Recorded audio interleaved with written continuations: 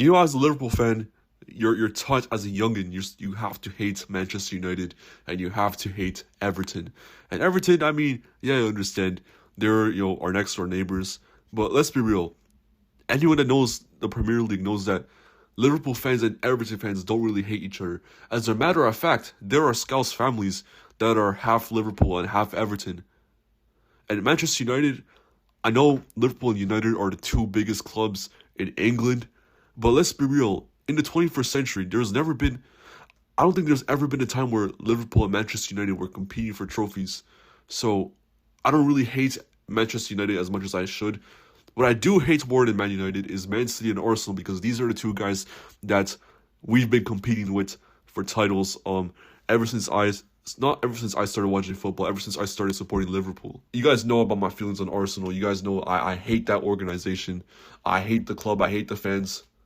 But today I came to the realization there isn't a football club in the world I hate more than Newcastle United.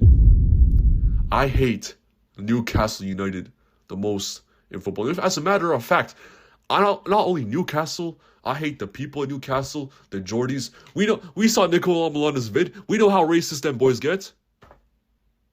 But anyways, Liverpool versus Newcastle. Let's talk about the game. Let's talk about the players. Let's talk about the atmosphere. First things first, guys. I don't know how many times I have to say this, but Liverpool fans, I'm not talking about you guys. I'm talking about the guys. Well, maybe you guys, if any of you guys went to the match physically. But to any Liverpool fan that went to the match, I am disappointed. I am disappointed in you. Just know, Don Shiesty is disappointed in you. Because how are we letting the away fans turn Anfield into St. James Park? St. James Park, we know what it is. We know how Newcastle fans are. They're loud as shit. They're just a bunch of monkeys. But Anfield is supposed to be the most frightening stadium in England. Now it's not even top three. I say top three for me is Villa Park, Sellers Park, and St. James Park. Anthony Gordon. I'm just waiting for the day that your ACL is on a platter. I'm just waiting for the day your tibia shatters. Oh my days, I hate this. Every time he plays Liverpool, he's always trying to he's always elbowing. He thinks it's WWE, fam. This is not WWE, this is football. Because, first of all, this guy elbows McAllister in the neck, and even though, yes, I don't really rate McAllister as a footballer, but at the end of the day, he's one of my players. He's one of the players for Liverpool Football Club. Same thing with Dominic Szoboszlai. I never really rated him. I still don't rate him, but I've been hating Arda Güler ever since he tried stepping up to him. Because, he's part of the Liverpool family. Gordon just got bullied this game. Yes, he grabs the goal, but let's be real, bro. What was he doing outside the goal? Piece of shit footballer.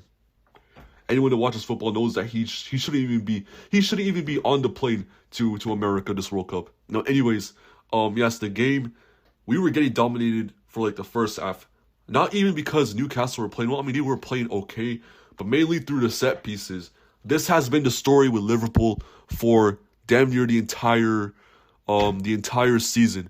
Set pieces, we're just not good enough, quite frankly, because our set piece coach doesn't know what he's doing. Nobody really knows who they're marking. We don't really have a defensive plan. And quite frankly, we don't really have a much physicality in our team. Every goal has been coming from a Konate mistake, or just Kirk is just getting bullied.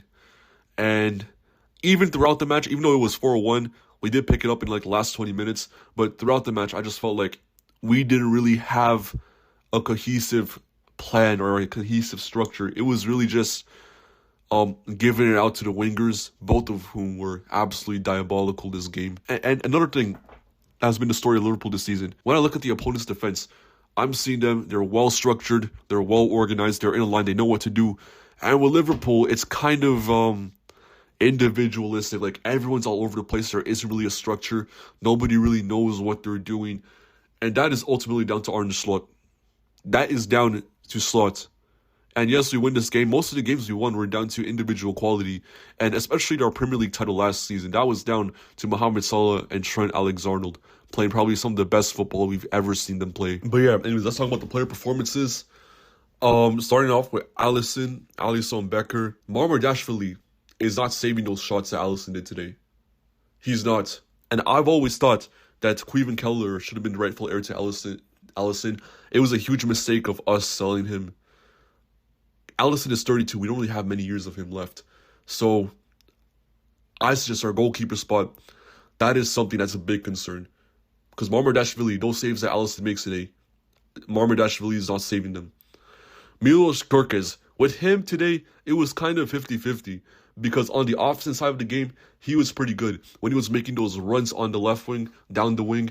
But defensively, he was getting cooked. I'm not going to lie. Alanga was on his ass. And the thing with him, the thing because of this is that a lot of his flaws defensively stem from his athletic capabilities. Even if you go back and watch the Bournemouth tapes, his recovery pace isn't that well if he gets beaten. Against shifty wingers, that's when he struggles the most. His lateral quickness isn't good enough. And when he goes up against a winger with a solid core, he's damn near getting body all the time. But I mean, bro, you're Serbian. You're supposed to have that dog in you. I mean, he does have that dog, but I mean, like, what happened to that Serbian strength? Next thing, Ibrahim Konate.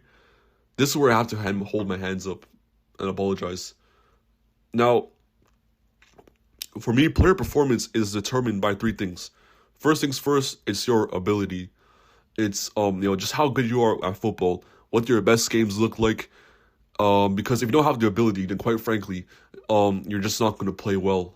Obviously, I don't know why I'm explaining to you guys. You guys should know, if you're following the Shreisty channel, if you're following the Don Shreisty channel, you should know ball at this point. And if you don't know ball, sub up. Okay, I just realized my model doesn't even turn, so I can't even like turn back to the wall and like do the little Isak thing that Amenya be doing. Sub to the channel if you want to improve your ball knowledge. But like I said, obviously ability wise, Konate has it. For the past last season and even the season before that, Konate has been one of the best center backs in the world. Another thing that player performance depends on is how you're platformed. Who are the players around you that are covering for your weaknesses? And are you being put in positions that you can get the best out of your strengths? But the last thing I think is the most important is the mental side of the game. Now, when it comes to the mental side of footballers, we need to remember one thing, is that we don't know these guys personally. We just watch them through the screen. We're not really close to them. We're just so we can't really assume what's going on in their head mentally. For example, just look at Vinny. Throughout the entirety of 2025, he has been playing absolutely shambolically, but that was mainly because of a mental thing. Now, you could see that he was becoming more angrier. He was losing his head more often. And most people attribute it to the Ballon d'Or. But like I said, you can't really assume what's going on in a footballer's head. And it's the same with Konate. I was wrong to assume that it was the Madrid saga that got to his head. But really, again, we can't assume, but now my inference is that it was, you guys know what happened with Konate over the weekend. The unfortunate passing of his father. And part of me feels like that his father was suffering from a terminal illness. Because from my experience, when you have someone that's terminally ill, it's more of the decline of their health that really gets to you mentally. That's what really affects you. And when they die, it's more of a point of relief. You're still sad, but it's more I don't need to watch them suffer anymore. But, when they are still alive, it's more you're seeing them suffer, but you know what their fate is. And I think that's really what's gone to Konate. Once again, you can't really assume that, just an inference. But hopefully Konate is now he's back mentally, back to playing at his best. And Konate at the end, he grabs the goal and immediately is in tears, obviously. It was just written in the stars. I was very proud of him for scoring.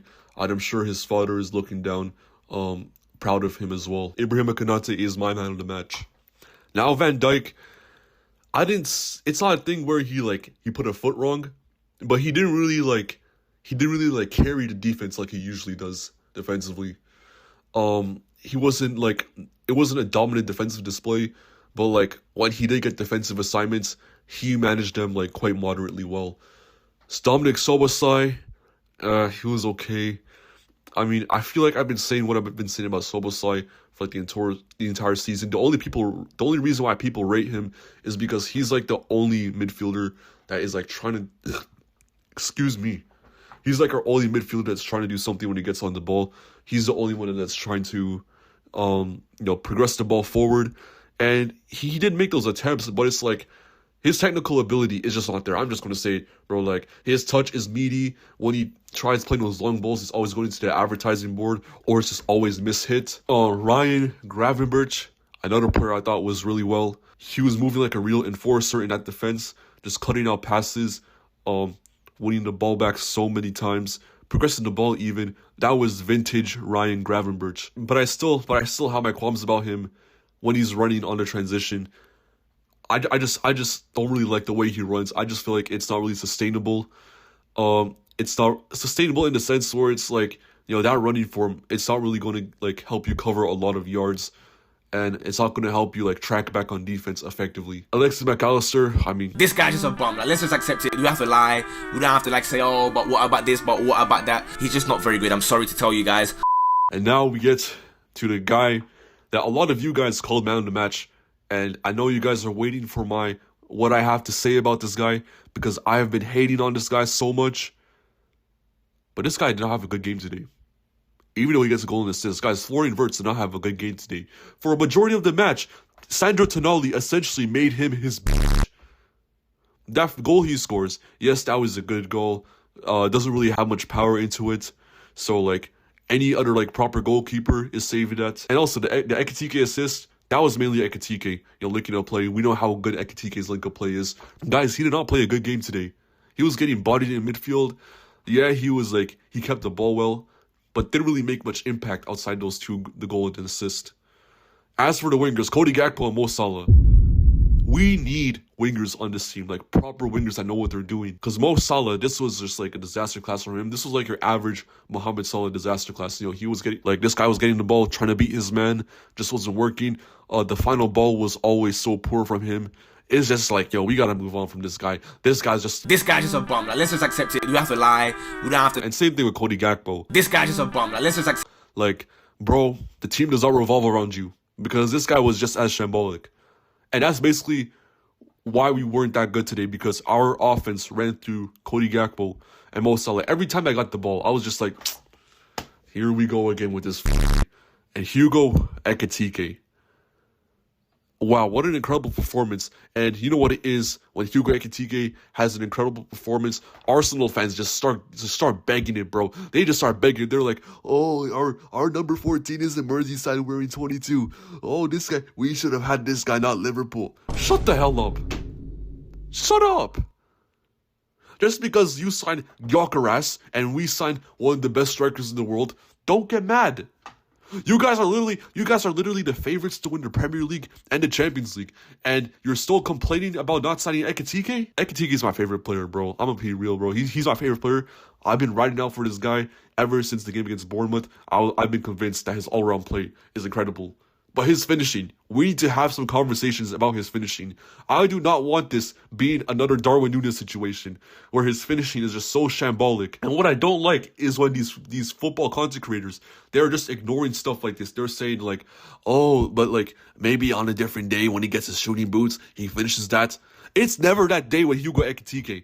Ekitike hasn't grabbed the goal against a big five side. He hasn't.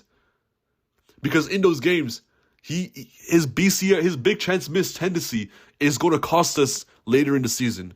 And I really hope this is something he fixes. So anyways, yeah, that's basically all I want to talk about. In conclusion, Konate, my man in the match. Anthony Gordon, everything he stands for. I hope he shatters his ACL next time he plays. And with that said,